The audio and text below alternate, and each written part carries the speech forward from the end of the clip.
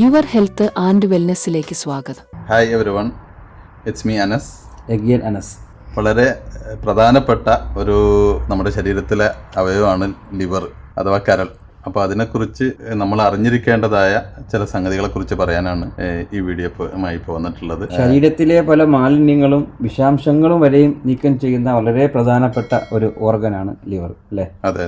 അഥവാ നമ്മൾ എന്ത് കഴിച്ചാലും, നമ്മൾ ഭക്ഷണ പദാർത്ഥം എന്ത് കഴിച്ചാലും അല്ലെങ്കിൽ മരുന്ന് കുടിച്ചാലും എന്തായാലും അതിനെ ചെറിയ ഘടകങ്ങളാക്കി വേർതിരിച്ച് അതിനെ മെറ്റബോളൈസ് ചെയ്ത് നമ്മളെ ശരീരത്തിന് ആവശ്യമുള്ള രൂപത്തിലേക്ക് മാറ്റിയെടുക്കുന്ന ഫംഗ്ഷനാണ് ലിവറിനുള്ളത്.